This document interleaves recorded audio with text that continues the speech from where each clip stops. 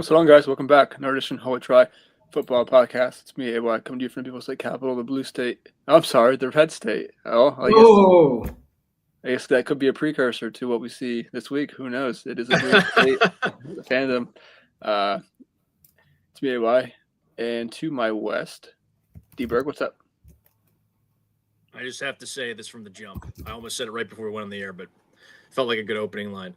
I now know why AY says that when Pitt and Penn State play and Pitt and Tennessee play, that these are his favorite games. Because there is not an ounce of nerves on my part. Yet I know that the nerves now and then as they will build in crescendo to Thursday evening. And then the cherry on top is that you guys will be mere feet apart from each other. So True. Yes. I now know why he says that. My classic, I guess, motto for that is it is so much. If you enjoy that, it's so much fun to just sit back and watch the world burn. I mean, it's only going to burn for one of you, so. True. To my west, what's my east? Look at me. I'm all over the place. You're already down in Florida. I'm all flustered. What's up? Very, very excited. We did not get any last vestiges of summer today. Hope everybody is safe and sound and didn't get dumped on too badly. And if you did, hope you're dug out of it and staying warm. What is the vestige counter on the season? We've done. I mean, the vestiges go from. Yeah, they go from I think the end of September and then into as you get into fall, but we still had a couple of 60, 70 degree weather days into November, December, right? Yeah, true. So it'll come full circle as we get a brief break from this cold weather and the warm weather down south. Well, we'll get some warm weather, but that is definitely not vestiges of summer down there when it's 60 degrees. They're complaining down there. That's brutal for them. Are you gonna wear flops? I'm probably not going to wear flops just so I have enough room in my backpack. I don't know if I can pack the flops. True. Well, we will get traveling light down there. No carry on. That is light. We will get to the Orange Bowl shortly in the what is the other old bowl? What is it, old bowl? Not Cotton Bowl. I think it is Cotton. It is Cotton? It is Cotton. It's in Dallas, yeah. In Dallas, in Jerry's World. We'll get to this later. First, quick recap of what we saw previous week. Let's go non-playoff first. I know the first thing we talked about a few minutes ago was the Bammer spoilage. I couldn't believe it. That was bad. That was really bad. That Michigan team didn't have anybody. How many? They had 20 opt-outs, right? Yeah, they still didn't really credit. They got turnovers, but the rain forced some turnovers is what happened. Yeah. Alabama, yeah, they look like they ready to start, right? They're not seeing rain before. What do you make of? I mean, do you chalk it up to, or not chalk it up, but do you file this under continued disappointment in DeBoer's first year, or do you just chalk it up as nothing? It's an exhibition. It means nothing. I mean, yeah. Oh, this specific game? Yes. Oh, yeah. The latter. Sorry, I'm not going to give you anything good. I just write it off whatever. And that's it for the Milroe era of Alabama football. Goes out with the whimper. Despite being the midseason Heisman favorite, I think it was after that Georgia game. I guess it wasn't midseason because that was September 24th. So the 1/3 of the season Heisman favorite. My preseason pick. Yep. Oh, your preseason pick. He had flashes. He was ups and downs last year. Very much ups and downs this year. His enigmatic career. Wish him well. You think he'll get drafted? I've seen both sides of it. Yeah. I mean, I haven't looked at his draft stock, but I would assume so. I mean, that running ability, someone's going to think That's a good point. As a quarterback, all it takes is one GM Taysom Hill. coach to be like, Taysom even Hill. like, hey, like, what grade do you have on him? Is it close to what we had on Lamar back then? And look how he was a Lamar shouldn't be quarterback. Lamar won the Heisman. Yeah, I mean Lamar threw the is ball a decent amount. Lamar's a better college player than Milroe was, but you can see the traits there. That's true. That's true. I'm definitely not saying it's gonna be Lamar, but all it takes is one person to think that. That's true. And he'll maybe somebody will give him a Taysom Hill package or something like that. Take a flyer on him, fourth, fifth round. Felipe Franks was out there tight end this past weekend, so That's true. That is true. I did not know his stock was so low. Now that we're talking about this, he definitely should have stayed in school, I would think. Well, I think he saw if nothing more than for the loot. Yeah, but the NIL, I think he very much could have gone anywhere, a lot of places, and gotten a nice package. Yeah. You're telling me Louisville wouldn't have given him a bag or something like that? Yeah. Right. Sit down with somebody and say, hey, what's going to work best for me here? Yeah, Kentucky, somebody like that would take it. Maybe. Well, he's entered. When can you withdraw from the draft till? I guess is the question. That I do not know. Now, I mean, I'm sure there's not any issues with signing with an agent or anything like that, right? Right. So, I mean, maybe Penn State goes to the title, wins the title. Allen they need a quarterback. Who knows? Maybe, Allen throws for 400 yards the next two games and goes to the draft pick number 1. And Penn State needs a quarterback. Huh? It would be incredible if this playoff journey started with him announcing he was coming back next year. And we joked about it right for the first preview that if he goes on a run, and then he's like, actually, I changed my mind. I changed my mind. Literally nothing else I can do. Well, that was in not so veiled language. It has been bandied about. A lot of these on the Penn State podcast that it's not. A lot of these guys that they're reporting as leaning, is with the intention of coming back and hunting for another national title run. If that carrot on the end of the stick isn't necessarily there, then they may not have that incentive to come back. Even if the loot is there, a lot of them, is not a duty, but they're looking for like one last hurrah, one last run with Drew. If they don't need that last run anymore because they accomplished it this year, then it sounds like some of them may end up that we're on the fence and leaning this way, may go the other. Mm-hmm. But we'll cross that bridge. Maybe that bridge won't even be crossed or won't need to be crossed after this week. We'll get to that later. But that Alabama game was disgusting. I think it was a lot on Alabama to start. I think it bodes well. I'm still not a believer in Wink. I think he's still pretty ass, but some of those pieces they had, a lot of those were the plug-in guys. I think it's things trending up.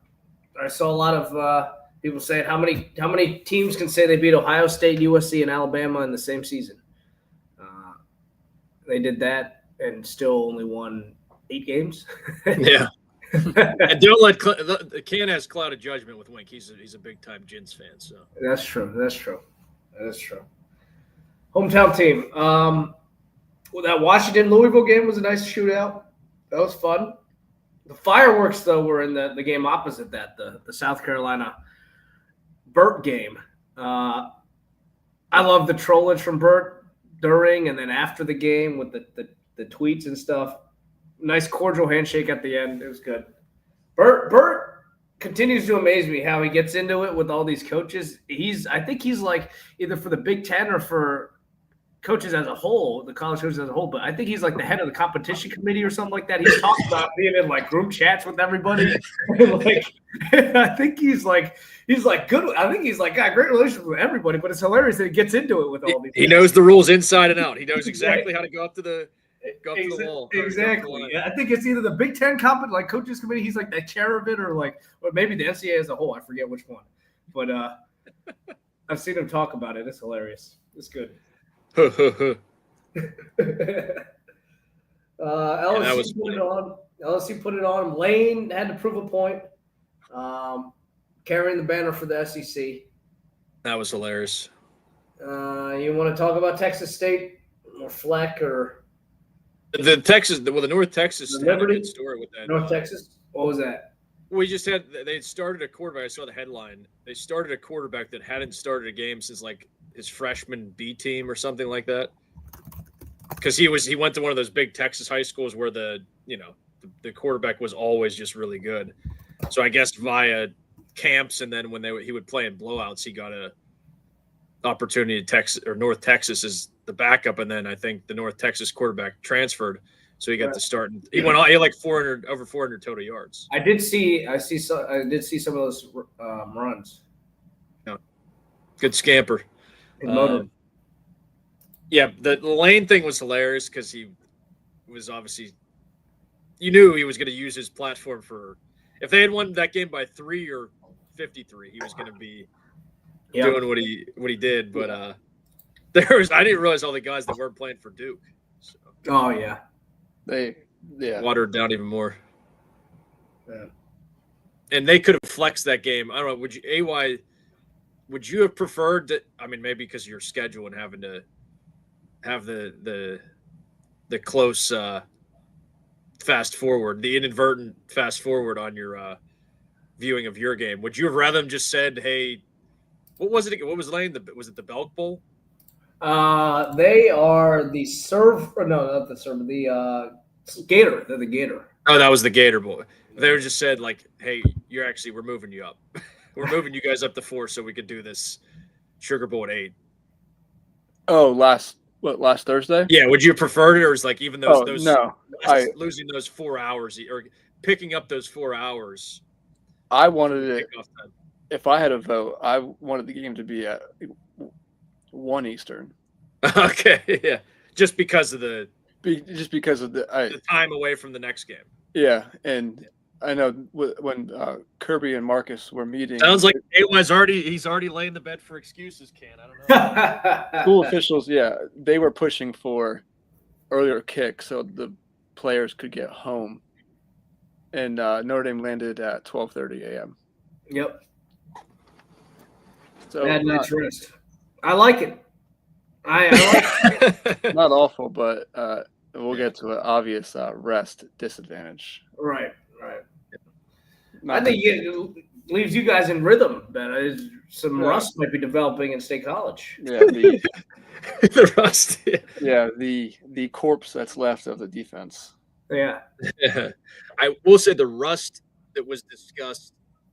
I did not mean to intentionally wrap there, but the rust that was discussed. It should be pointed out about 3 of the 4 higher seeds were not even favored when it was by the time the games kicked off. Right. Yeah, they weren't huge underdogs, mind you. So you could still make the case that 2 things could still be true. But that is one thing. It's like, yeah, I mean, look at this. I think it was Herb Street was on there talking at some point. It was a NFL game or what about it. I don't put anything into rest versus rust. It was just like you said, 3 of the more talented teams. 3 of the higher seeded teams were underdogs, and the 4th one was a favorite until the eve of the game. Right. No, sorry, Georgia. Yeah, Georgia was Notre Dame that flipped quickly to Georgia, but then went back to Notre Dame at the end, right? And then Penn State was favored. Texas was favored. Yeah, so I mean, they were all 4 of them were dogs. Yeah. And I would say Boise State opened up with a good drive. Arizona State, like a sustained drive at least. Arizona State opened up with a sustained drive. And really Georgia, not their first one, but their second one was sustained. So right. I don't know. After the running, the double running into the kickers, you're saying. Yeah, right, exactly. But no, their first one, was not. Yeah, I'm fast forwarding through that. I'm just like flag again. Whoa. Yeah. You probably thought like something skipped and they went back to the same play. I did not have volume yet at that point, and I was very confused as to what was going on. I mean, I watched. I said on the pod last week that Notre Dame was going to block a punt, so like I watched it, but once I saw the flag, I was like, okay, that's running. I fast forwarded it, and then it happened again. I was like, wait a minute, did I fast forward or not? All right. Because it happened. Like, Which in the telecast. It's hilarious. I don't know how a kid does that 2 plays in a row. That is hilarious. And then they go to Kirby. He's like, nah, just decline it. I don't want my guys running down again. He's like, they'll probably block the next one. But so yeah, I guess we'll start with New Year's Eve, Cam. Oh yeah. Very satisfying win, I thought. Penn State had the chance to step on their throats and really end it early, but they gave the fumble right back. I thought, echoing a lot of what the Twitter and Penn State fans were saying, I think they got a little cute there. And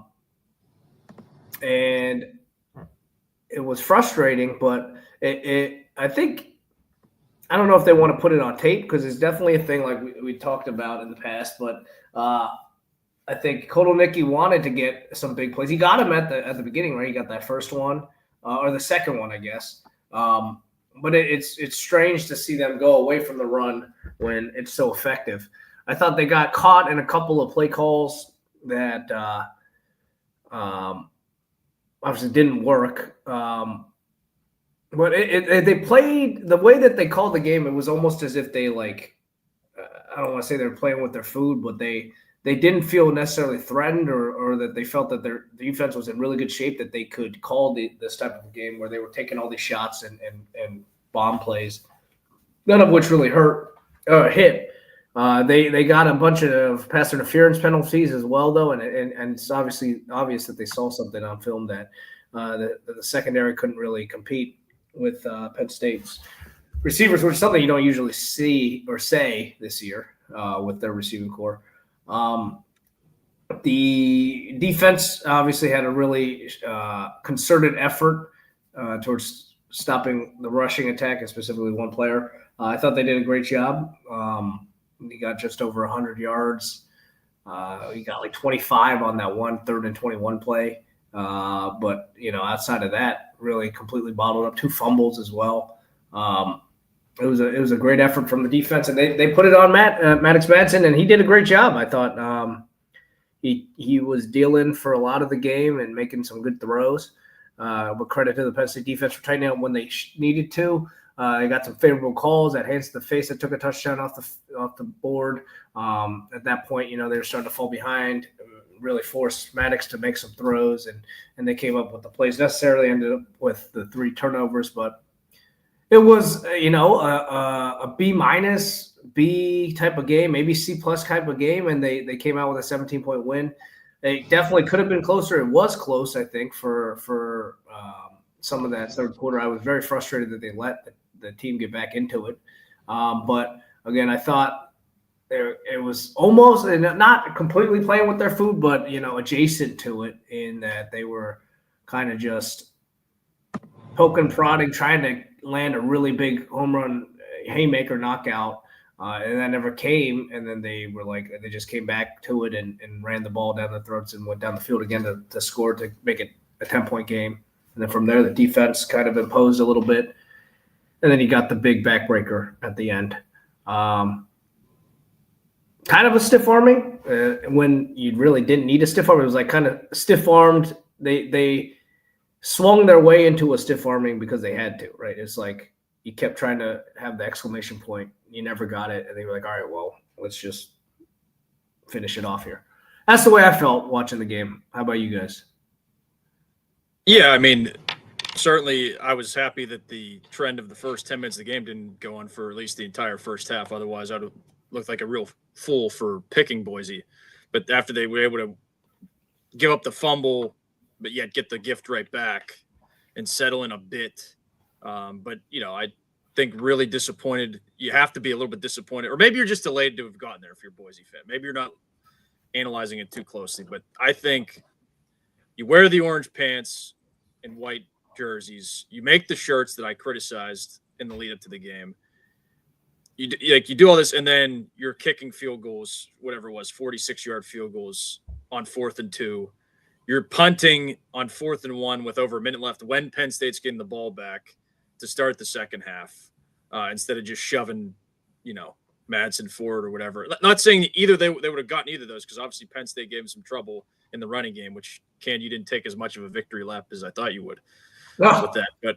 But it was stuff like that that's like you gotta, if you're gonna play the part or no, you look the part then play the part. There it is. And they just didn't do it, and I feel like that could have in any of those, and even you brought about the penalty as well. The hands of the face, which was undoubtedly a penalty. It was just one of those things where it didn't, like Boise scores on that play, whether he puts his hands in his right. And I think it's like it can slip up like that. I've heard, this may shock people. I've never played offensive line, but I've heard like it could slip up, especially as it goes on later in the game. Right. Sweating, lathered up for sure, especially the pigs. So, but yeah, I mean, at the same time, despite that start, they get the stop coming out of the second half. They get the busted coverage touchdown. Yeah.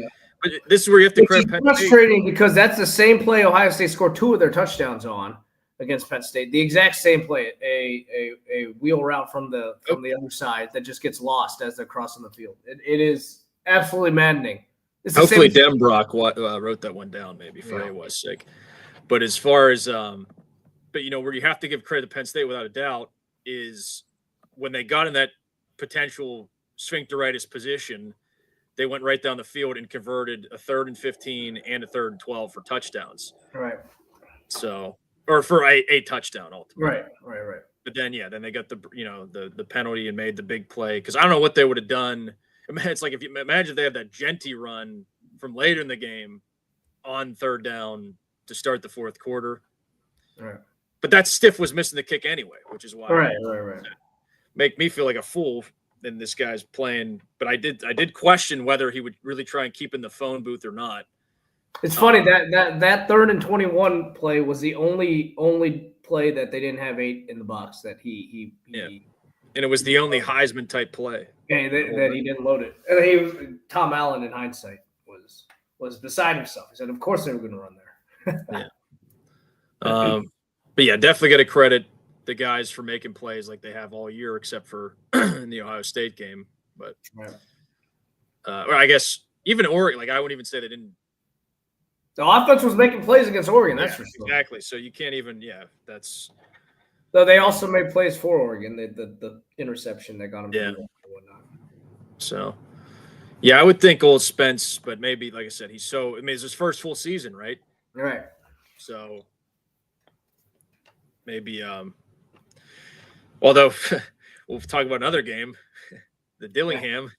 Yeah. He sold out. It was his second season, so. Oh yeah. And there were some calls early in that game where I'm sure he would have liked to have them back if he had known that they would be able to get that close at the end. But I think he was coaching that game, with leaving no stone unturned through everything but the kitchen sink at him. And at the end there, they were down 16 in the 4th quarter. They were all but dead, and everything started turning up Sun Devils. It was electric. Oh, well, we got to get AY's thoughts on. Oh, go ahead, AY. Not only on the game, the Penn State game, but also the falafel that he had during the game. Oh, falafel. Remember, he was having Greek food. Yes. Oh, yeah, we did get Greek, but I didn't get falafel. I ended up going with. That doesn't surprise me that you didn't get falafel. I had. Are you done eating vegetables, or are you on the meat this year, or when's that end? My veggie run ended on Thanksgiving. Oh. And it started up January 2nd. Oh, okay. So we're back on it. Just had a little holiday fun. But I had scallops. New Year's Eve. It was good, a lot of fun. As expected, Rance couldn't help himself. He had his phone out the whole time, just tracking the game. Not even he has YouTube TV. He didn't like prop it up and watch it. He just game casted it. Well, like he just reads. Didn't want to chew up the data. He just keeps Levy sees like Ashton Genty 3-yard run. like you realize if you want, I can put it on for you. But we did reconvene. We met up. We went to a bar afterwards for the second half. and actually got there with 17-14. So we saw the last second half that was good. I think just kind of what Cam said, it was like one of those like slapping stiff arms. Like you're trying to get it, but you don't really get the full stiff arm in, and you kind of just like slap each other for a first down. That's kind of what Penn State did. They were in control. I never really thought they were threatened. Maybe 17-14 when they let them linger for so long. You're thinking, hey, I mean, Genty he can go touchdown at any moment. It's like maybe hey, if he busts one here, we have a completely different game. And those conversions right directly to answer, that was the big Boise started getting their sacks. I didn't realize they were leading the country in sacks. I don't know if we touched on that at all. Well, they were leading it in sacks, but then they were like bottom 20 or something like that in pressure rate, which indicates. Yeah, I remember I mentioned that last week how that, and I was like, this doesn't make sense. And Cam's like, yeah, it does because they blitz. They have to blitz a lot. I was like, you think they'd get home once in a while, but no, they just don't. But you saw that they were having success there, especially bringing guys up the A gap and getting people in Drew's face. That's something that I'm sure Al will be doing a lot of if he's smart, unless he's playing double agent for his alma mater. No, I can promise you one thing: Notre Dame blitzes up the A gap. Oh man, that'll be bad. All day. Penn State could not handle it with Boise, you saw, and I'm not enthused about that proposition. That's like, I mean, that's not even that's not even a film thing. Like Algie, he just does it. Yeah. I mean, we'll get into it, but Notre Dame, they just play cover one robber, man on the outsides, Watts sits in the middle, and linebackers blitz up the middle. Double mug. Almost every play. But yeah, Penn State was they're fine. We'll get more of them later on. You mentioned Kenny throwing the sink at Texas. Obviously, hindsight. I mean, we were all thinking it like, if he's would have, settled one of those times. But I like. But his kicker's not good either. His kicker's not good. Like he wasn't even going to try a 30-yarder. So like, if he decided that week, like, hey, I'm not even going to try a 30-yarder. Stick to it. You told your guys all week you're going to be aggressive. You're going to go for it. Yep. You're not holding back, and they did it. They did mount the charge. And I can't believe. I mean, it was on the tee ultimately, right? Yeah. At 4th and 13 for the semis, I mean, I don't think we're talking about that enough. Like, what I mean, that was a great pass by Ewers, but Arizona State was the racer close to being.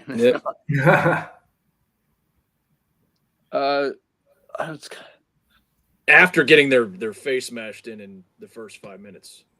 Yeah. Texas was kind of Texas what they do. They look so good at times, and then they just don't at times. They're kind of just like they can move the ball, they just can't punch it in. Their red zone offense is so bad, so fried. Yeah, well, and you guys saw that last touchdown, the 4th down touchdown, looked like it hit the ground. I remember you did mention that, and I did go back and rewatch that, and there was no talk about it, but yes, it was from the one angle that we had. Very dubious. It was sketchy. And you mentioned the red zone woes. Like, why is Arch not getting the call down there? I have no idea. I really don't. The guy, he's freaking strong, man. Yeah. And he's fast. At least, even if you don't run it with him, there's him in the backfield just causes that end to hold up a little bit. You can do so, and Sark can do so many things with that. Yeah. They just don't do it. I don't get it. And I must add, I was ready to blame Can and everybody that bought flights before the Penn State game kicked off. Had they lost, the Minister of Culture, absent, skipped it. He put a video out from on the beach, which I'm sure. Oh my God. He said, I don't know if we're gonna make it back in time. But he was in his stupid outfit. But yeah, there you go. Talk about tempting fate. Talk about mailing it in. You got a minister mailing it. Yep. So I'm sure he'll be there for the Ohio State game. He'll make it back in time for that. I don't know if it'll be much use. Yeah. I don't know. I don't. He might Isn't have. that the segue right Might there? have wanted to stay on that island. Speaking of, I would say that was an artful. that was masterful. Segue. I mean, I don't know if there's too much we need to say about this. Ohio State is humming. Oregon ran into Ignited. A bus. They are ignited.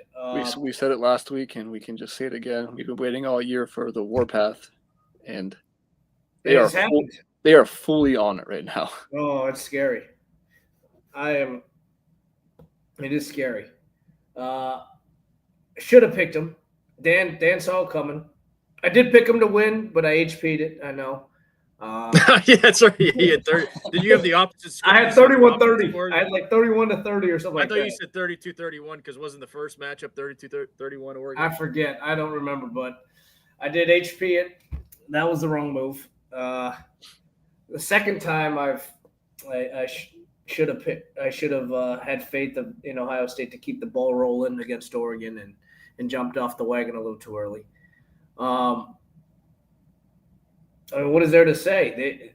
If you get what you're getting from Will Howard right now, then I mean, I don't think there's a team that could stop him.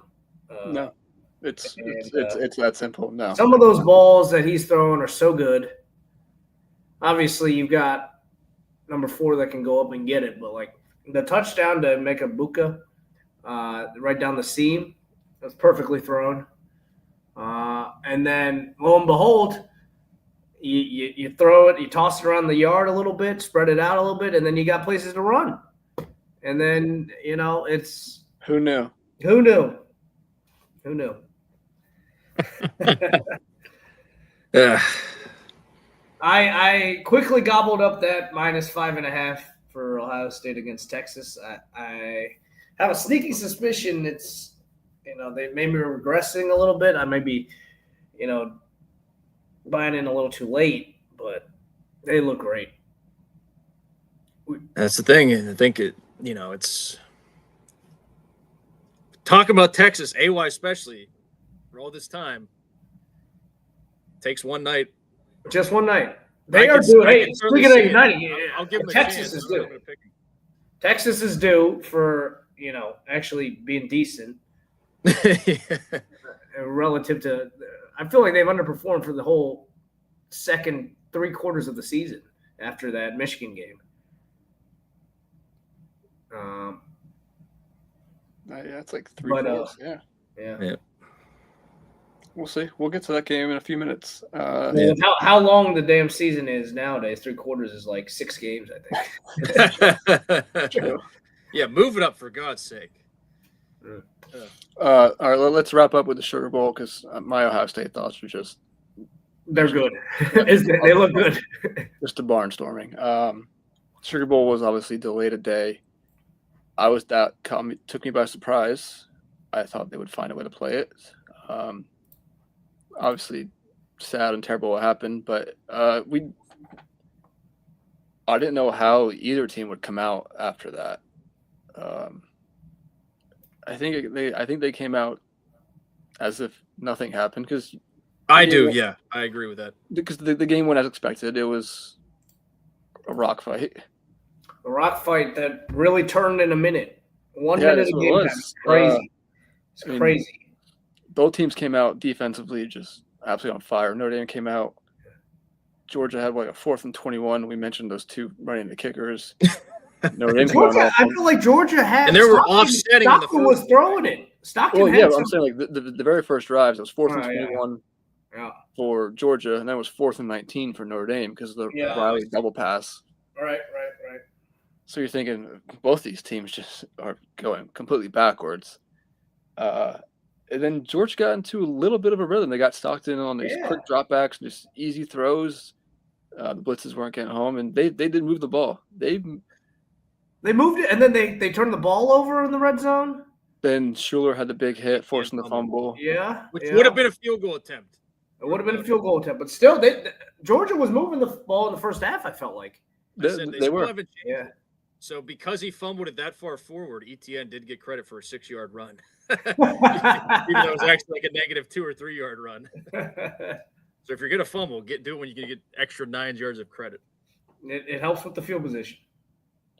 Now that I think I need to go back and maybe a third time and watch this because I'm trying to think of how Notre Dame even moved the ball. I know they didn't move it that much. I know Leonard had under 100 yards and the running game With never their got going. one offensive touchdown, they definitely didn't move the ball. It just they just felt so comfortable in these rock fights. The A&M game was very similar. This game was the same thing. It just they did just enough with getting. If they didn't lose yards on first down in the running game, they get maybe 3 yards and then get like a 6-yard pass. Then on 3rd and 2, they get 3 yards to move the chains, and then Leonard would run for 8, and then. Oh, that last drive was absolutely soul sucking after the shenanigans he pulled. Very good shenanigans. Oh, that all out fire drill. Yeah, the full line substitution. That was potentially illegal shenanigans. Potentially. Depending on what Kirby was actually saying. We have to be careful. Well, Kirby is in a conference. Notre Dame is not. So Kirby's got conference officials. Notre Dame does not. I've heard differing opinions on that. Yeah, I think that's weird. It was weird. It was a great call. Yeah, it was fantastic. That was good. And then, to march down the field and get all those first downs. And he couldn't. It's what makes it so brilliant. He could not take that second timeout, Kirby. He would have if it's a one possession game. That's no doubt. That's all Notre Dame wanted them to do was call the timeout. Yep. They were not going for it. Yeah. And they almost did hold it, right? It was with 1 second left on. There was 1 second basically, and then the guy jumped. It was crazy. They were. I don't know if there was a camera on Freeman, but he was probably like mid motion. If he was even going to take a timeout, I think you just take a delay of game there. To be honest, Denbrock said they were going to call timeout. Okay, all right. Well, there it is. Yeah, he but, had to be again. I mean, there was only like a second or two on the play clock, so maybe he was going to let it run out. I don't know, but yeah, that was awesome. Incredible. But yeah, it was just, pure rock fight. Couldn't get anything going, which I kind of saw. I thought they get a little more going, but yeah. I'm interested to see with Notre Dame, like they're comfortable in these rock fights. Obviously, the Texas A&M game was close, but other than that, have there been really any close games that they've been in? I guess aside from the one they lost. No, I was gonna say this for later, but maybe USC, USC. But in that, that offense plays with. In that game, the offense was scoring it well. So much that offense plays with so much confidence in the defense. It's like they're comfortable not doing shit and just barely eking out first downs and whatnot. Yeah, and to Freeman's credit, he is uber aggressive with the offensive calls in tight spots because he is willing to rely on the defense. Mm-hmm. But obviously that whole game was in a 1 minute span there. The Mitch Jeter he's back. He's so back. Believe me, Mitch Jeter groin revival with his father. Oh, I was like, what dimension am I in right in? This is not the right one. You guys know. I was behind watching it, so I was fast forwarding through commercials and stuff. All 3 of his field goals, I fast forwarded through. Couldn't do it. Could not do it. The confidence. And then on the one field goal, they called timeout. So when I fast forward, it still said 3. I was like, freaking A. They called timeout. Then I was like, okay, we still got a shot here. Yeah, but when he lines up for a field goal on Thursday, confidence. Oh my gosh, very low. I can't wait. I can't wait till he's gonna miss. When he misses one, I'll be relentless. I will like so hard. I will conveniently go for a beer on the field goal.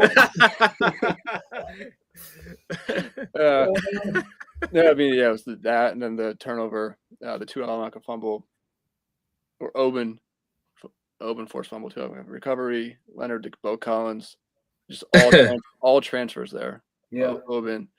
You guys got a receiver now. Faison's your number one now. He's twitchy. He is healthy, and he could be a factor. He's an Evan Royster lacrosse player. So all in all, that game was just that rock fight that the defense just played out of their minds. I didn't think Stockton. I'll call him Stockton because I didn't think he played that bad. Yeah, it was very strange. They looked like Georgia for 60 to 70% of the game, and that's not to be a negative for Notre Dame actually winning. It's more of a compliment because, I mean, they've always been close to Ohio State last year and a few other times. Florida State the one year. What was that? The 2014? That was the infamous pick game, right? When Notre Dame had one loss. Florida State 2015. That was. Oh, maybe it was 2014. 2015. Okay, it was 2014. You're right. No, it was 2014. I thought it was that team that. Yeah, it was the one to Robinson, to David Robinson's son. What was that? Corey. Yeah. But as far as, like, it's not like they just beat this depleted. Has anyone, what I've been dying to know, and I haven't searched it, have there been Georgia claims that the delay impacted them? I don't know. Because that would be hilarious. I haven't seen it, though. I might have even looked for a brief, 5 minutes to see if there were claims of that. But no, yeah, it's just one of those things where they ran pretty pure, other than the you didn't even talk about it, but as far as the illegal shift or whatever it was called, that there was the banter between McElroy and Matt Austin saying that no, it's not a penalty. I know it's the way it happened, And then I think they came out after the fact it was not, which obviously could have been bigger.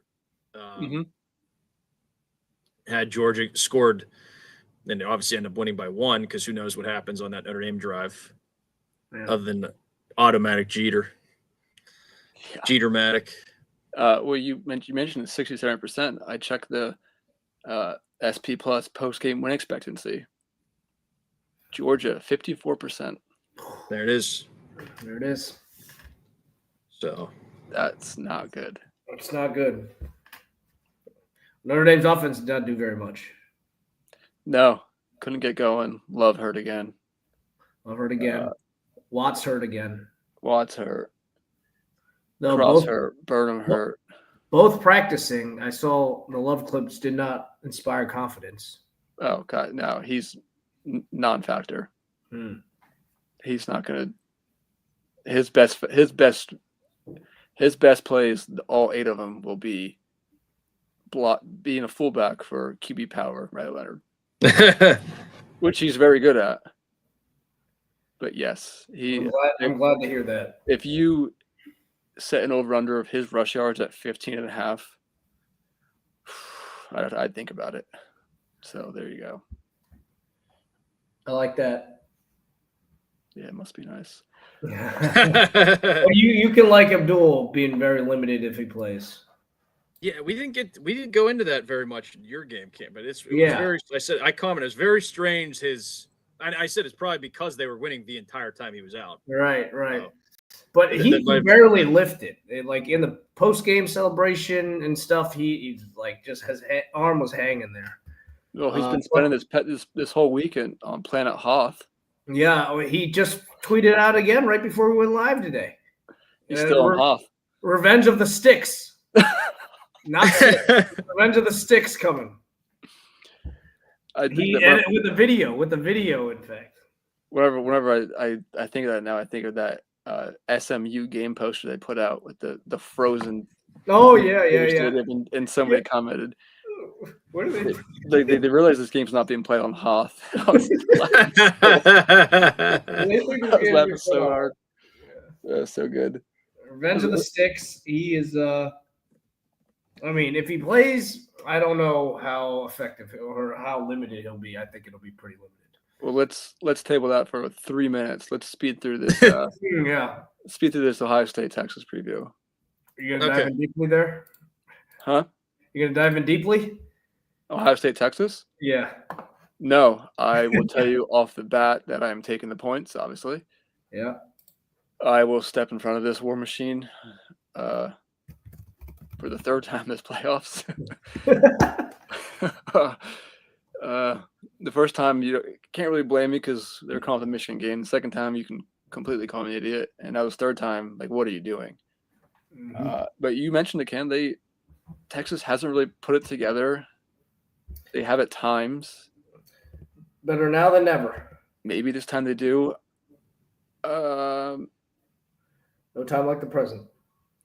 That being said, I'm going to HP it though, because as much as I love that curly hair that Burt Auburn has, He's been bad. I just don't. I think in a field goal game, It's hilarious because they've talked about him being like the best.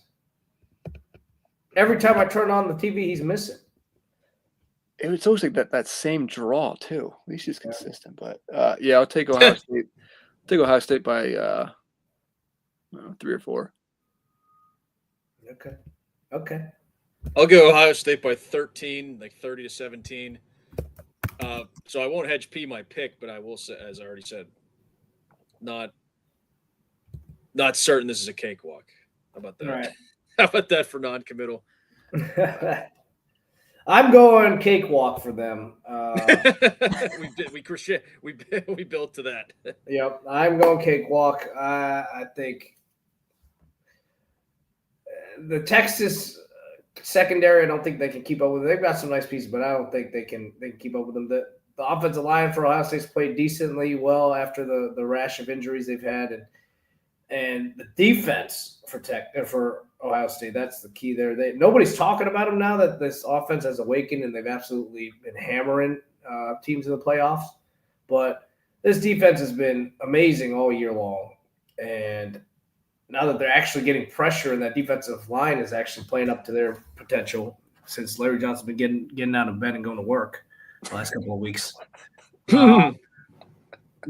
They've been near unstoppable. I feel like it's Dylan Gabriel had nowhere to go. He was completely lost out there, and I think Ewers, he's good when you're not pressuring him, but you see it. The faintest bit of uncomfortability, and you're getting some bad throws out of him. And I think you'll see that again this coming game. You'll see him throw a couple bad ones. You might see the beginning of the Arch Manning era a little early.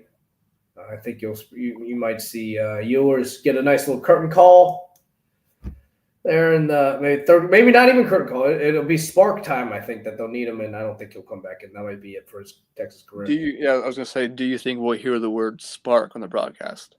I think it'll be mid-third quarter, and they'll need a spark. It may not even be. It may be mid-second quarter. They'll need a spark, and then they'll bring him back in there for the end of the half. And then I think by like the mid-third quarter, if it's out of hand, which I think it might be, I think it'll be his show the rest of the way. I think it could be similar to the Georgia game where they called for the spark mid-second. Yeah, Arch finished out the half. Yeah, and then went back to Ewers. But this time, they might not go back to Ewers. Yeah. Yeah. And he might lead them back, but fall just short. Mm-hmm. So I am changing my playoff pick a little bit. What were everybody's playoff picks for the Final Four again? Yeah, I had Georgia over Ohio State, banking on the topic we discussed in the lead up to the show. How often does the most talented team not actually win it? So I almost split my ticket with the two most talented teams igniting. And one of them did, one of them did not. One of them flickered, I would say. I still stand by that Georgia. Yeah. And AY, you had who did you have? Texas over Georgia. Texas over Georgia. And I had Penn State over Oregon, I think. All right. Okay. Well, shall we begin? Yeah. We're here. The Holy Try Game of the Century. That is the title. That's what this is being billed as. Are you still eating pizza rolls? I am. I got some left. You guys want some? That's a lot. There were 50 in there at one point. Yes, the game of the century, Thursday. Yeah. Miami Gardens. We've gone over the injury report. Anybody else to report besides Watts and Love? Howard Cross, Yeah. Josh Burnham, Cooper Flanagan out for the year. Okay. Second, Jagasaw and everybody else. And Jagasaw. I don't think. yeah. I mean, yeah. I mean, Yeah. everybody else, but Jagasaw's actually back. But Oh, is he? he didn't play last. I don't think he's gonna. It's hard to rotate in linemen. Right. Unless someone's having just an absolutely crap day, he might get some snaps. But yes, along with everyone else, I mean, obviously they're going to go. Love's going to go, as ineffective as he will be. Cross is going to go. We'll see his effectiveness. And you need Cross a lot because of no Riley Mills. Yes. Right. He's very important because of that. Yeah. I had heard that the line is pretty good, but does struggle a little bit with speed. Is that correct? The O line or D line? O line with like you're good against people that are like bigger defensive ends, but sometimes the tackles do struggle with speed. Especially the younger one, especially the freshman. Knapp, I don't know. Eye test, it doesn't like come out. It doesn't like pop out to me that Knapp struggles with that. I mean, his first start ever was against Nick Scorton. So I mean, he was certainly thrown in the fire there. I don't know if I don't know. I mean, obviously, if you look at numbers, that could tell you. But like, I don't watch the game and think, oh man, this he's getting blown by. This edge is so fast. Knapp can't contain him. I've never thought that. Right. I've never noticed it. I mean, maybe he gives up pressures there.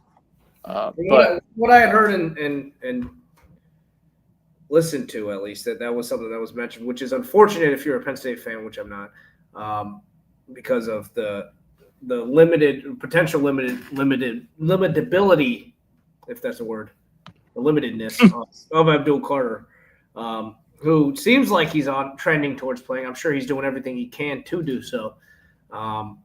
He's got some type of a shoulder injury that isn't going to be disclosed. Injury reports and availability reports are not mandated by the NC for the playoffs, so we won't be getting any of those on either side of the fence. Well, I mean, Freeman's pretty transparent. Oh yeah, he's not Jimmy then. I mean, he came out the day after Indiana and said Mills is done for the season. Oh well, yeah. If they're done for the season, Franklin will say something. Okay. Well, that's the standard. He won't say that they're done for the season.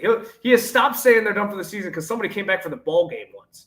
So now he says they're long-term injuries. Oh, okay. So he must follow hockey. It's either upper body or lower body. Yeah. And so that's something that I'm interested to see because Notre Dame has had those injuries on the offensive front, but the offensive line has solidified. They obviously lean on the run game a ton, which is a bummer for them since they're missing their best running back. Jadarian Price, I've been very impressed with his physicality and being able to run through tackles, run tough. Obviously, you've got a quarterback as well, which is something that's worried me because Penn State has had trouble with mobile quarterbacks in the past. I feel like people do look down on and discount Riley Lenhard's throwing ability, but I mean that's where he'll run you, and then he'll sneak one in there, and it just takes one to. He's not going to beat with his arm, but I think he does enough with it. It's like complementary to the run game. Yeah, he does enough with it to make you pay, right? Yeah. Which is it worries me. Penn State, obviously, you see how they dealt with Boise. If they're playing a team that focuses so strongly on one side of the ball, I think they do decently well. So I am worried because I think they'll take that similar approach here with a team that's a good offensive line that wants to play bully ball, that's physical, that runs the ball. I am worried about the play action and any type of over aggression on their side because they play a very similar defense. Marcus Freeman and Franklin both said, their team is built very similar to ours, very basically mirror images. If you said that about Georgia and Notre Dame, I think it's a very similar case here with Penn State and Notre Dame, and I think that'll be something that we'll have to pay attention to. Obviously, I mean, I don't think we're breaking the code here, but big plays I think are going to be something that will be very important and extra magnified here in a rock fight, which I'm worried about with Penn State's over-aggression. We've seen this team give up big plays at certain times and have been not the most disciplined, so I'm worried about that on the defensive side.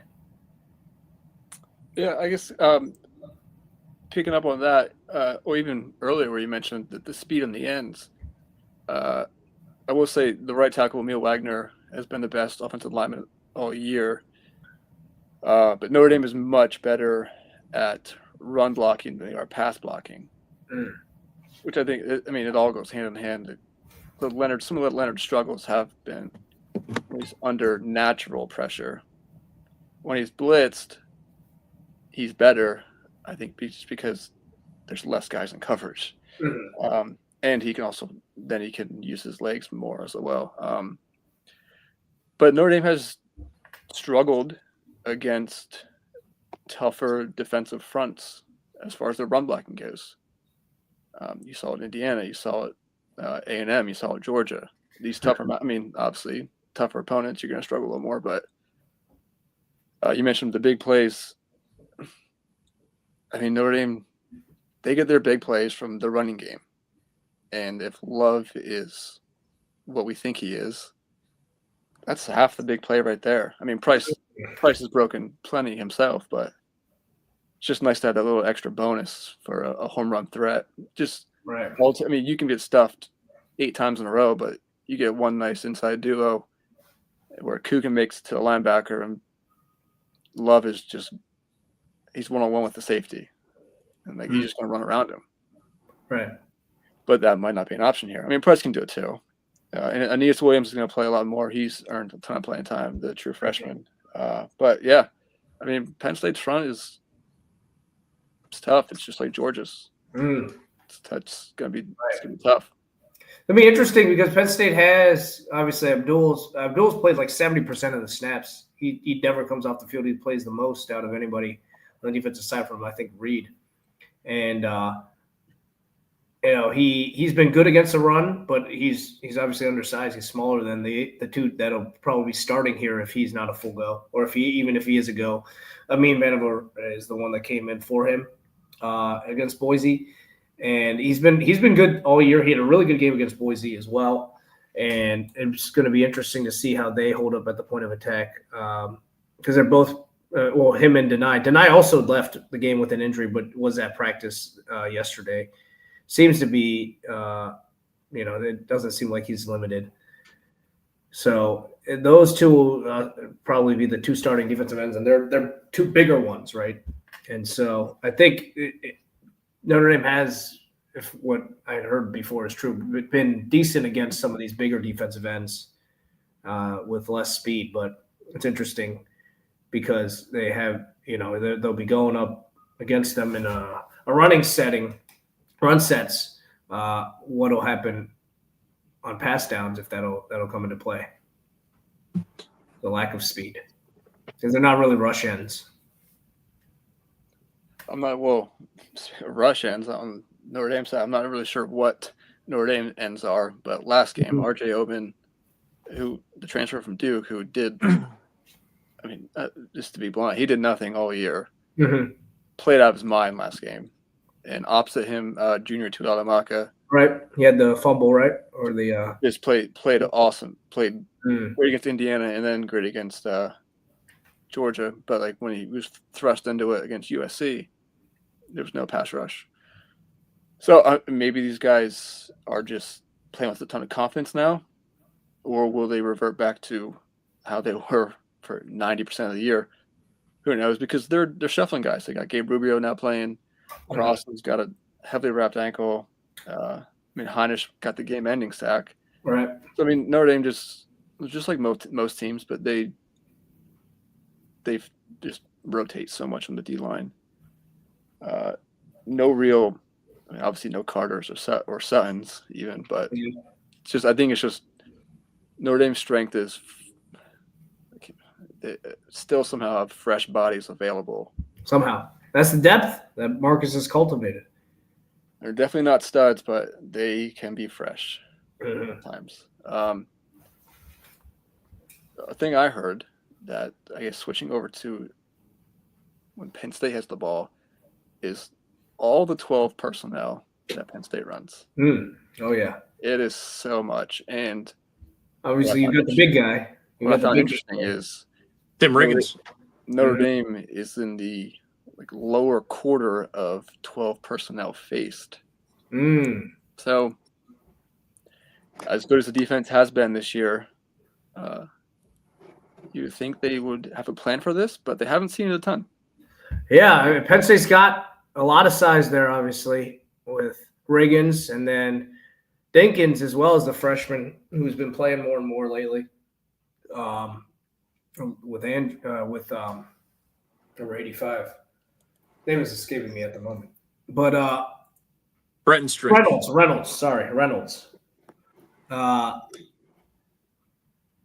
I'm obviously Notre Dame's receivers aren't anything to write home about. Penn State's are not anything to write home about. I think both sides will be struggling. It'll be interesting to see which side is able to find a big play or get consistent play out of the receivers. I actually think Penn State's number one has been decent all year with Trey Wallace. He's been reliable for the most part. He's made contested catches in recent weeks, and I think he can do what he's called upon. It'll come down to some of those alien freak plays that Warren has been making of late. I mean, he had one of those. He had two really good touchdown catches. Both his touchdown catches were really nice catches in the end zone, and he can certainly go up and get it. He's been the focal point of defenses all year long, at least in the second half of the year, and people haven't really been able to hold him down. I think that's the one X factor, right? That I'm interested to see if Notre Dame can stifle, because that if you look at Georgia, and I've heard this said a lot, is them and Penn State are pretty similar, aside from the fact that Penn State's got a Tyler Warren that can go out and make plays, and even if you cover him perfectly, he can come down with the ball.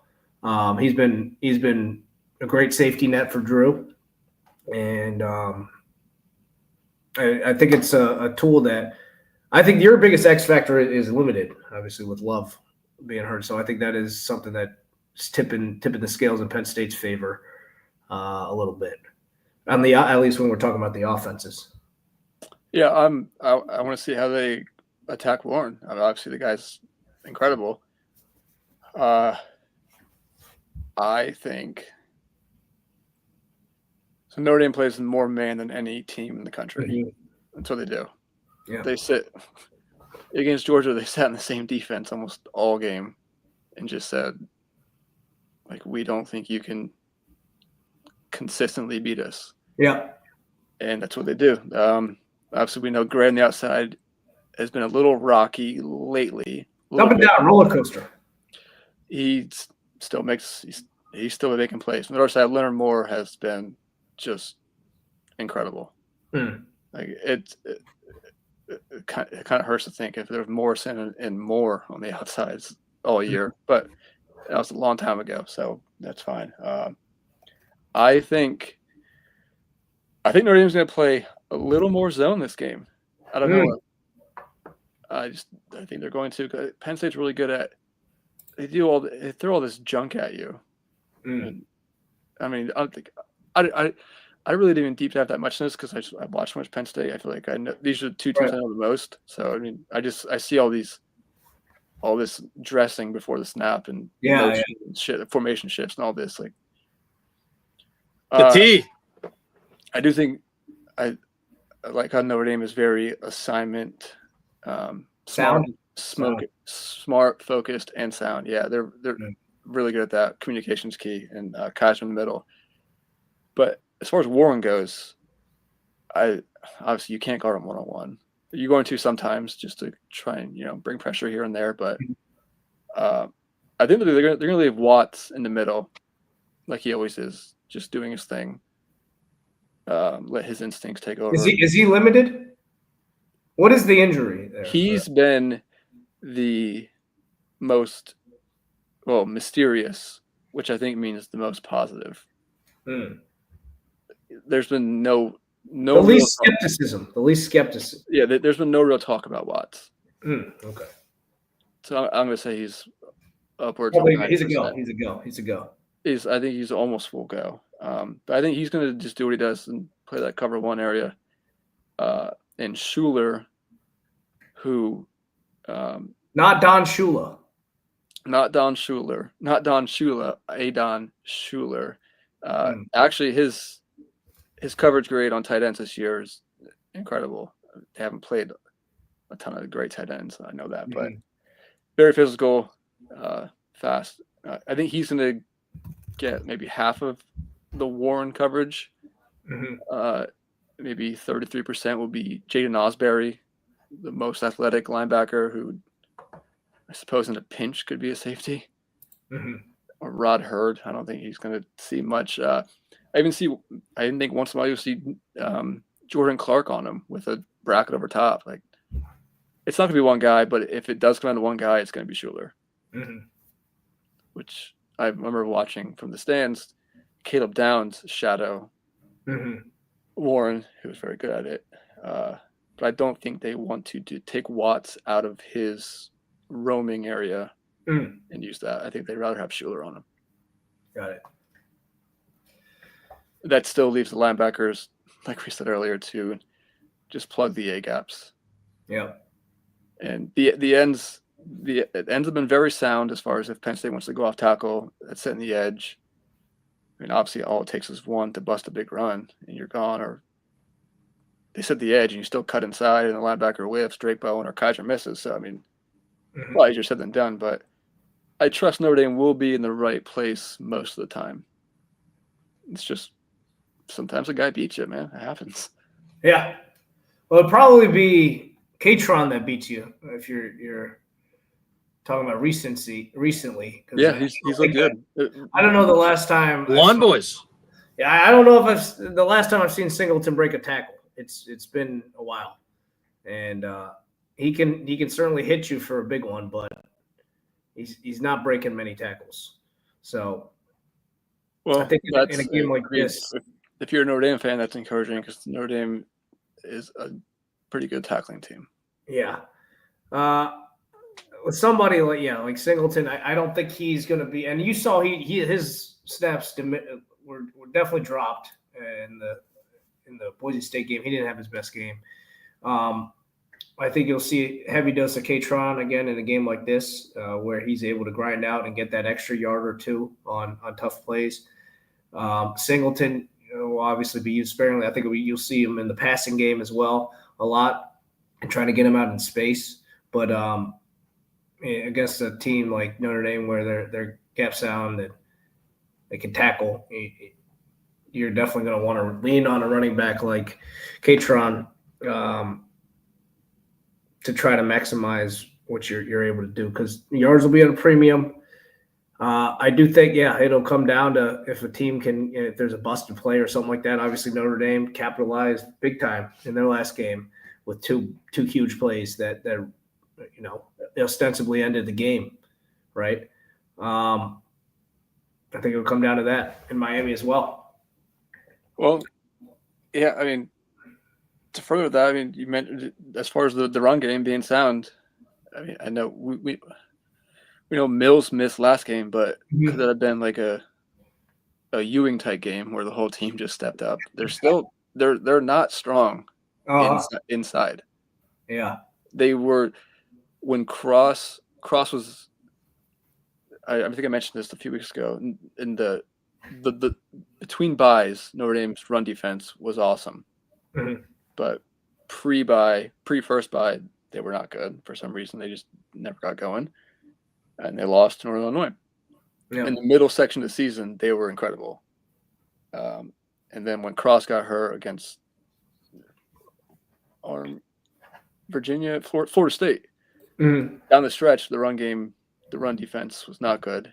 And then Mills went out, and now Cross is dinged up. So, but they were good last game. And so we'll see if they can keep that intensity up with Rubio. Rubio plays out his mind. We'll see. And you mentioned explosiveness earlier and big Notre Dame feasting on the big play. Notre Dame leads the country in turnovers. They force, I think it's over 30 now. Yep. They have the most points off turnovers. Is that sustainable? I don't think so. But maybe in a season-long stretch, it's just that weird, vibe or mojo that goes on where they just expect to get them and they keep coming. But you're playing against probably one of the most conservative quarterbacks you'll play against, right? You know the way. Allen. Aside from the last couple of games, he's been letting it rip. Right? I was going to mention earlier in the Boise State review, he let it rip, and he missed on some, but they were really good misses. Yeah. There was the smart miss. So it's his guy or no guy. So I guess that would take me into that. The one thing for Notre Dame is I don't really know if this is a thing, but I'm just going to point it out. The middle 8 this year for Notre Dame. Oh yeah, they're the tops. We saw it last week. 145. The middle one, you mean? Literally the middle one. 145 to 10 this year in the middle 8. A lot of that's how many of those 145 are against Purdue?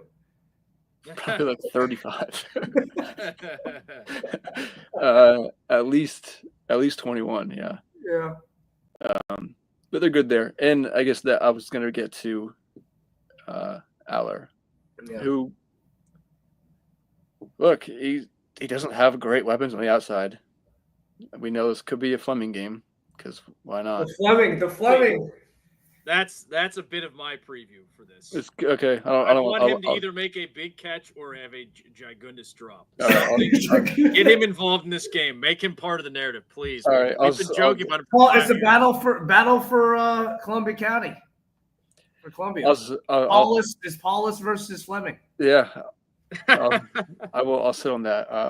But look, Aller's good. Him and Konicki, they're in sync. Konicki's much better than Yurcik was at scheming guys open, or is it Soroka? Either way. Sriracha shot. He's Konicki schemes guys open for Aller, and Aller has the arm to do it. And he's been good. I think maybe he might sneak a run in or two here. Yep. That's been big this year. I also think he's probably going to get hit a few times too. So we'll see. Hold on to the ball, because that's when Notre Dame just feast on these turnovers. So they get home on the blind side. Look, he's good. Warren's good. Defense is good. It's gonna be tough for sure.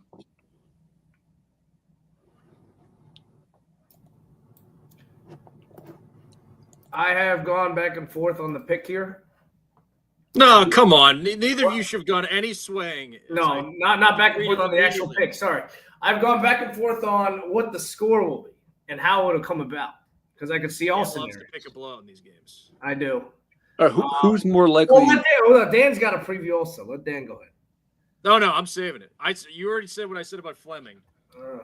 Or you already organically brought up Fleming, so yeah. I was just going to add that in there. And then the only thing we need to have Holy Try TV make its return to the stadium. It's true. That's true. I think you could do that through Twitter, right? Yes, I've seen people do that. I want everybody picks. Everybody in your section. I do think that they can get a big play from an Omari Evans or somebody like that on some type of a deep pass. I know they've been trying for that for a while. I don't think they'll go to it nearly as much as they went to it with Boise. But I do think they'll take maybe like 4 to 5 shots here in the game, and I think they do connect on one of them, being Penn State. I do think Riley Leonard he'll be able to convert, I think, a little bit with his legs. I think he'll make some plays, maybe break contain a little bit and pass it over the middle, and it'll result in a big play. I do think there'll be some bigger plays than we saw against Georgia, or at least a couple more. I don't think I think it could see it going over. I do think it'll be rough sledding there in the middle. Middle eight, I think both teams will be really emphasize it, and both teams will come out with nothing in the middle eight. It'll be 0-0. So that won't be a factor. But and then the one thing I was just going to add, I don't think you guys really talked much about it, but I said this to Can yesterday. What level of concern about some of the success Boise had in the passing game when you just swap out the Boise guys for Notre Dame guys? Right. Does that, make you nervous at all? I don't think it should. Yeah, I mean, I don't think – obviously, I think Notre Dame's receivers are probably a little bit of a step up compared to Boise's, but I don't think Penn State will be nearly as aggressive, though I still think they'll definitely play to stop the run there. So there will be opportunities, I think, but I think it'll be – whereas I think they were like 95-5 with their 8 men in the box and singularly focused on Genty last week. I think it'll be much more in line with a more normal game plan as far as their emphasis in stopping the run. That reason, I do think the running ability of Riley will open up some things for them in the passing game, which is what I'm most worried about, I think, from their offense, especially with Love out. Is what I'm most concerned about. I hope Rojas is disciplined. This is the type of game that I think that they brought him in for. He's a former running back that converted to linebacker. That's really a really athletic guy, really fast, and really good in coverage. But more than that, I think he'll be tasked with looking after Riley and keeping an eye on him from time to time. And I think that'll be important for him not to be lost in the sauce and being able to keep a lid on him. I don't think they'll necessarily be spying him the whole time, but I think it'll come down to maybe a couple of foot races to the edge for between those two. It'll be interesting to see there. I think you'll get a heavy dose of Catron. I think Nick will have a couple of nice runs in there. I don't think he'll break a big one like he did against Boise, but I think you'll see maybe like a 10, 12-yard run, a couple of those.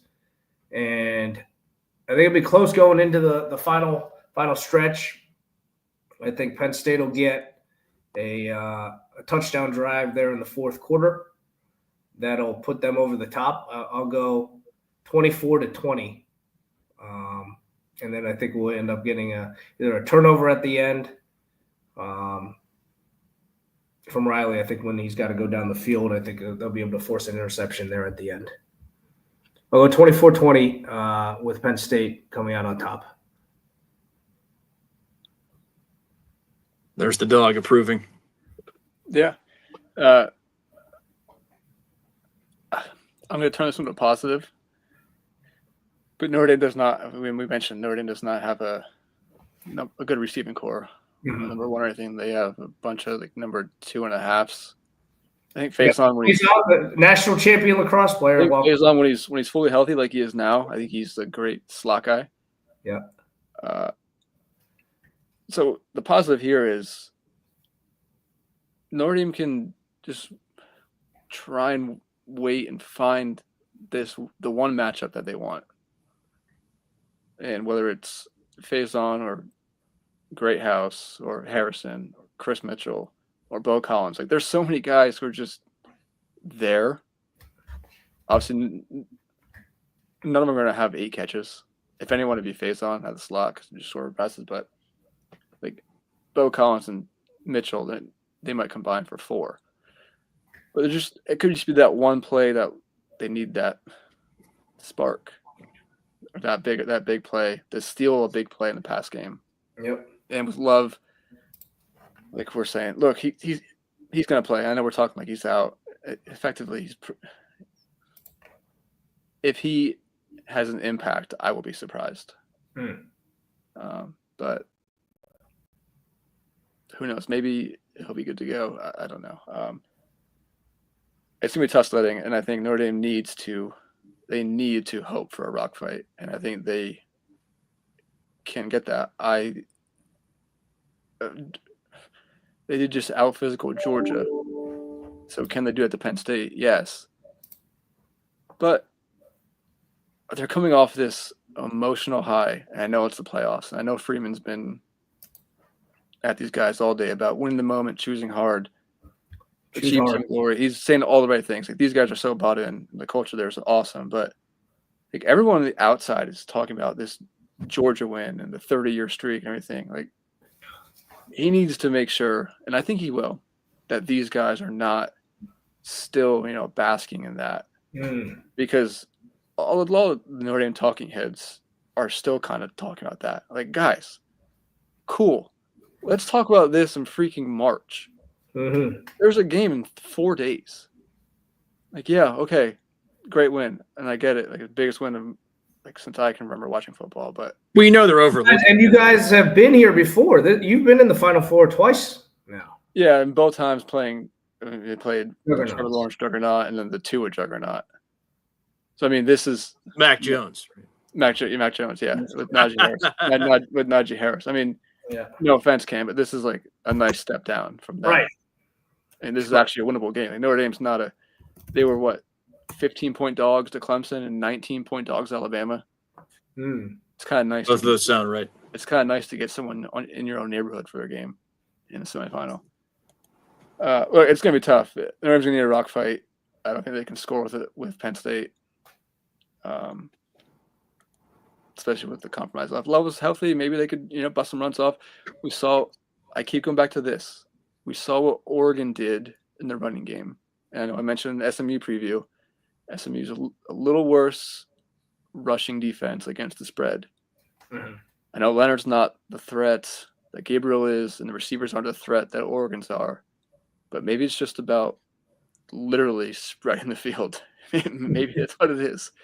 I'm sure they're obviously gonna cheat and stick one in the box, but maybe just that half guy still on the edge will be enough for Price to get by. Look, do I feel good about it? No. But am I going to come on here and pick Penn State to win? No way. I mean, I can't. I got it. You have to go down with the ship. So I'm going to say Notre Dame wins because. But no HP. No HP there. No HP. No HP on the two. No HP. I'm going to say Notre Dame wins this game 26-17 because I don't want a close game late. I mean, who does if you're rooting for the winning team? Yeah. Look, if you run your 10,000 simulations and this game is, I think SG Plus has a 25-25. Cool. I could see one where it's 41-20 Penn State. I could see one where it's 31-13 Notre Dame. There's 10,000 there. Who knows? I'm picking the one that says, what did I say? 26-17? Yep. Yeah. And I want that one. Yeah. You warmed up your coin, Dan. I have right here. You can see it. It's not One a double-sided American- coin, Ken. one American penny. 2024 penny made last year. Wow, I've never seen that before. Wow. What is that?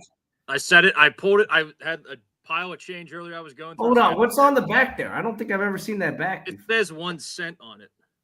This Is that great new? content. Is that back new? I think they've been doing it for a little while. Oh. But yeah, as the Brits say, there's nothing in this one for me. Not to say I don't have a dog in the fight, which I do not. Just be happy I didn't refer to this like Beano Cook would have as Stalingrad. I shared that with you guys. I thought it was a funny. That was actually when Pitt, Penn State, Notre Dame were all playing each other every year, and all three were about equal. Is why he said that. It's quite a change in all three of our lifetimes with that, both the frequency and level of play. But when was the last year Pitt was good before the 90s? Well, that's a good question because they had some good teams in the late 80s, but not obviously the level they were from 70, even 75 to 83. I think was the last one where they started out preseason number 3 and went like 3-9. I read a long form Jay Paterno piece today about. I thought you were saying you're going to read about the message 12-year war when Notre Dame played Penn State between I think it was 1979 to 1991. I think, or maybe it was 78 to 90. Whatever the last year. What was the last year when They won Well- in the bowl game set or not in the snow 17-16 on the 2-point. The Snow Bowl was 92. 92. Okay, so it was 80. I think it was 1980 to 1992, maybe. Because 1990 was the upset at number 1, right? Was when Penn State beat them. 90 sounds right, yeah. 90, I think, was when Penn State upset number 1. Then there was 91, and then 92 was at Notre Dame, right? 92 is at Notre Dame, yeah. Yeah, so I think that was the last time they played before 06. Yeah, so that would have been the 80s then, right? When Pitt was good. Mm-hmm. So I will now. If they've been doing the lower seeded team gets to call it. I think the white team gets Yeah. the white team. All right. So AY, you're the lower seeded team. Notre Dame called it against Georgia, yeah. Yeah, your call will be the team. Heads or tails, it'll be whether you say head. If you say heads, it'll be heads Notre Dame, tails Penn State. You guys, everybody gets the concept here. We're going on 90 minutes, so I'm going to do this. And I'm going to. Hopefully, I can get it land on the desk here, but we'll see. Okay. How are you going to move the camera to show the? Oh, I got it. Believe me, I practiced this earlier. Okay. All right, go ahead. I am. Oh! Interrupted. Full. Penny's too small. You should go with the bigger one. Bigger. I know. Well, I said 2024, brand spanking new penny almost. It's All right, go in 2025. the air. All announcements in the air. It's in the air. Heads.